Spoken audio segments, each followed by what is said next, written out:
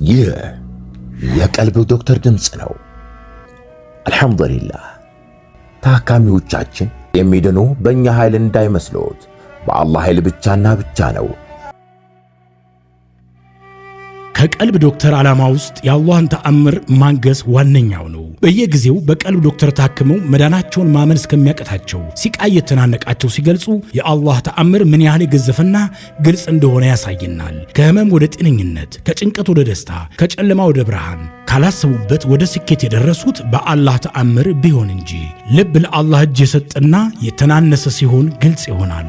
አላህም እንዲህ ይለናል፣ አላህን ትገነዘቡና በእርሱ ታምኑ ዘንድ በችሎታው ላይ ያስረጅ የሆኑ ግልጽ ተአምራቶችን ያሳያቸዋል። አልበቀራ። ኑ ባላህ ቃል ያላህን ተአምር እናግስ። ሕክምና ማግኘት ሲፈልጉ ይሄንን ሊንክ ይጫኑ።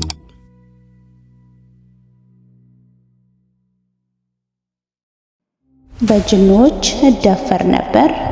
መስከረም ከሳውዲ አረቢያ ክፍል 3። በጣም የሚያጓጓ የሚያስተምር ታሪክ ነውና ሁላችሁም ሰምታችሁ እናንተ ጋር እንዲቀር አትፍቀዱ። ሼር፣ ላይክ፣ ኮሜንት በማድረግ ለኡማው እንዲዳረስ የበኩላችሁን ተወጡ፣ ድጋፋችሁን አሳዩ። አዳዲስ ቤተሰቦችም እንኳን ደህና መጣችሁ። ቻናሉን ሰብስክራይብ በማድረግ የደወል ምልክቷን አንድ ጊዜ ብቻ በመጫን ቤተሰባችን ሁኑ። የሚለቀቁ ቪዲዮዎች ቶሎ እንዲደርሷችሁ ይሆናል ማለት ነው። ባረከላሁ ፊኩም። ወደ ዛሬ ታሪክ እናምራ። የታሪኩ ርዕስ በጅኖች እደፈር ነበር። መስከረም ከሳውዲ አረቢያ ክፍል 3። አንዳንዴ ሰዎች ብቻ ሰው ልጅ ላይ ሲህር እንደማያደርግ የማያውቅ አለ ብዬ አልገምትም። እናንተን የሚያውቅ ይህ ሁሉ ትምህርቶችን ያውቃል። እና ሙስታዜ እኔ እስከ ዛሬ እናንተ ጋር ዕውቀትን ስታስቀስሙኝ አንድም ቀን እኛ ዘንድ ታከሚ ብላችሁኝ አታውቁም። ታዝቢያችኋለሁ ብዬ ስጽፍላችሁ ጀግናዬ ከታመምሽ አክሙኝ ብለሽ ትጠይቂያለሽ ብለን ነው አላችሁኝ። እውነት ነው። የታመመ ሰው ለምን አክሙኝ ማለት እንደማይቀናው ከኔ ከራሴ ተረድቻለሁ። እሺ ምልክቶችሽን ንገሪን ስትሉኝ ምን እንደሆንኩኝ አላውቅም።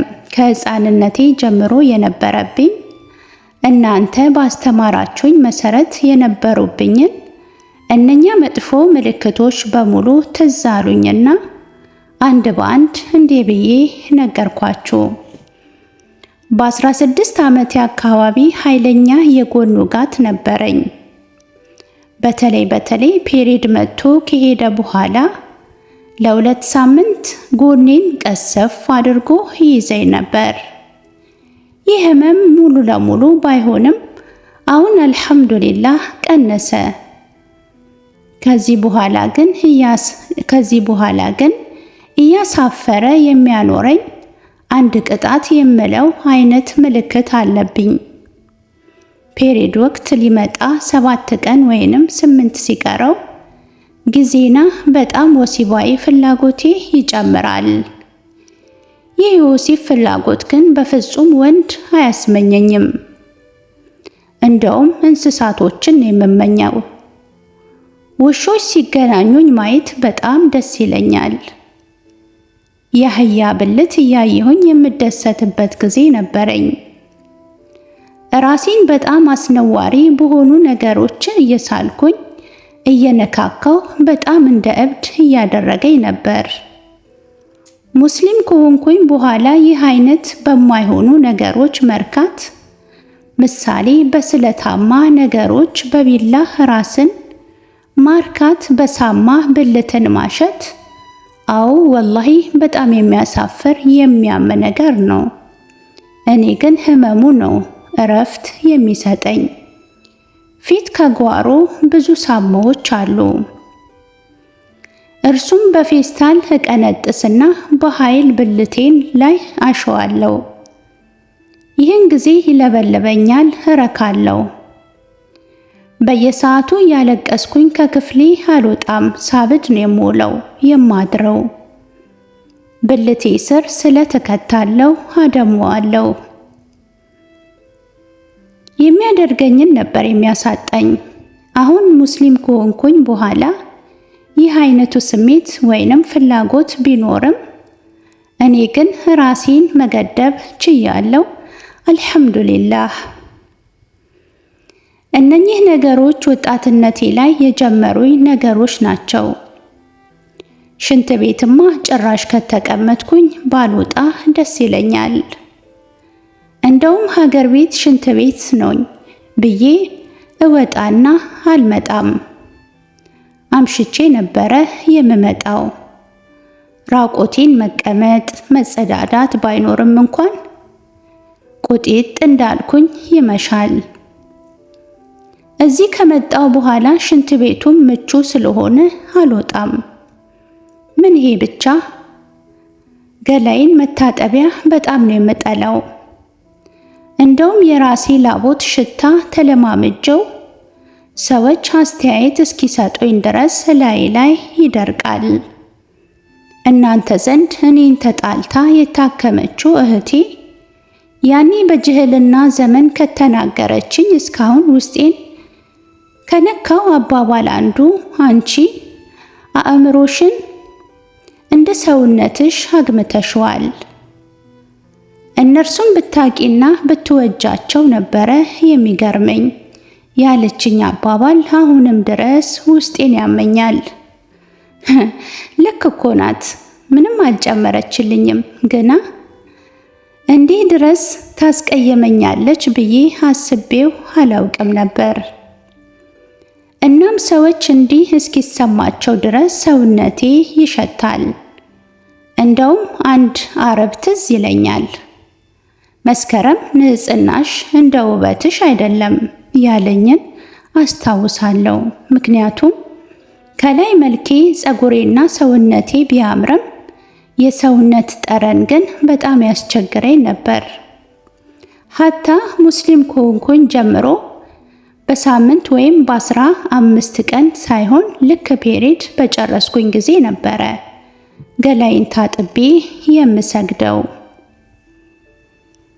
ከዛ ውጪ ውዱ ራሱ ሳደርግ አንዳንዴ አደረኩኝ ከተባለ እስከ ኢሻ ድረስ ባለመፍታት ጥረቴ ወደር የለውም። አውቃለሁ ንጽህና የኢማን ግማሽ አካል እንደሆነ። እኔ ግን በላይ ላይ ያለው ነገር ይከለክለኛል።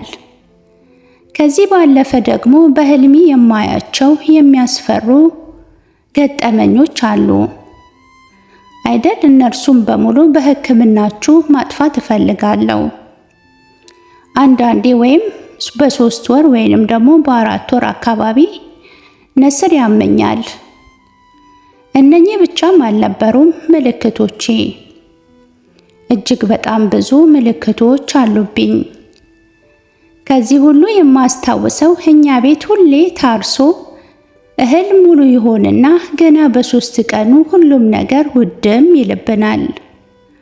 አባቴ ገንዘብ ከያዘ ሳምንት አያቆየውም።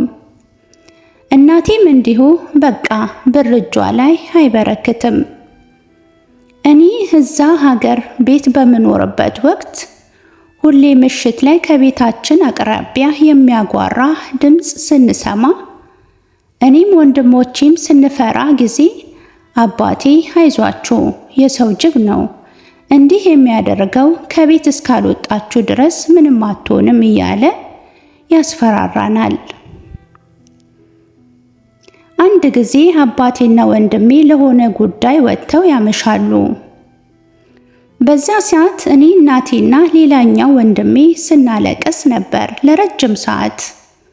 ምክንያቱም የኛ ቤት ትንሽ ከገጠርም ራቅ ስለሚል ምን ሆነው ነው የሰው ጅብ በልቷቸው ነው ወይ የሚል ፍርሃት በጣም ነበረብን።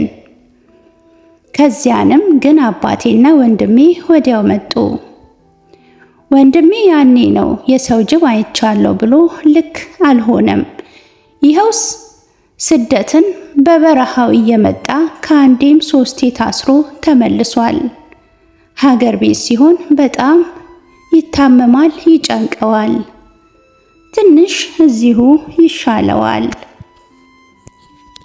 የአላህ የእህታችን የመስከረም ታሪክ በጣም ልብ የሚነካ ነው። ብዙ ሰዎች እንደዚህ አይነት ችግር ደርሶባቸው ለማውራት የሚያፍሩትን፣ ለማን ብናገረው ይረዳኛል የሚሉትን ችግሮች እህታችን ለኡማ ያስተምራል ብላ በጽሑፍ አቅርባልናለች። በክፍል 4 ደግሞ ምን ይገጥማት ይሆን? ክፍል 3 እንደተከታተላችሁ ነበረ። አብራችሁኝ ስለቆያችሁ ከልብ ማመሰግናለሁ። በክፍል 4 እስክንገናኝ ወሰላሙ አለይኩም ወራህመቱላሂ ወበረካቱሁ። እንኳን ወደ ትክክለኛው የአፍያ መንደር በሰላም መጡ። የቀልብ ዶክተር በሲህር በጅን በአይንናስ እንዲሁም የስነ ልቦና ጫና የደረሰባቸው የሰው ዘር ፍጥረታት በሙሉ ታክሞ የሚድኑበት ነው። ሕክምናው በቁርአን፣ ሕክምናው በአስካሮች፣ ሕክምናው በዱዓዎች በሰደቃ የሚካሄድ ሲሆን ነቢያዊ ሱናን በተመረኮዙ እጅግ ጥበብና እውቀትን ባካበቱ የሩቃ ዶክተሮች ይታከማሉ። እወቁ፣ ሕክምናው ሸሪዓዊ ብቻ ነው። አያምልጦት፣ እድሉን ይጠቀሙ። ባሉበት ሆነው ራስዎን ያክሙ። ሕክምና ማግኘት ሲፈልጉ ተከታዩን ሊንክ ይጫኑ።